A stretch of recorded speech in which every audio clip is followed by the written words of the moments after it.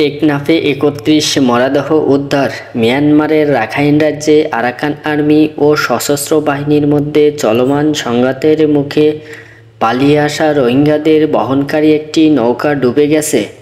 এতে কক্সবাজারের টেকনাফ সাগর উপকূল থেকে 2 দিনে শিশুসহ ৩১ জনের মরদেহ উদ্ধার হয়েছে, যাদের মধ্যে 13 নারী ও 15 জন শিশু রয়েছে। বুধবার 7 আগস্টে বেলা 11টা থেকে দুপুর 1টা পর্যন্ত শাহপরী দ্বীপের নাফ নদীর জেটিঘাট এলাকা থেকে 2 শিশু ও 3 নারী ছাড়াও সাগর তীরবর্তী শাহপরীর দ্বীপের দক্ষিণপাড়া সৈকত থেকে 2 নারী ও 2 শিশু এবং পশ্চিমপাড়া সমুদ্র সৈকত থেকে 1 নারী ও 2 শিশুর মরদেহ উদ্ধার করা হয়।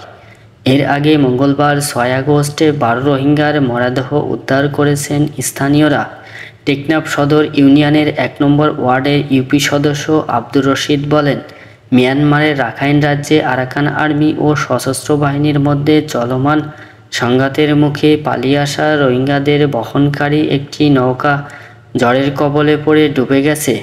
পরে তাদের মরদেহ উপকূলে ভেসে আসে।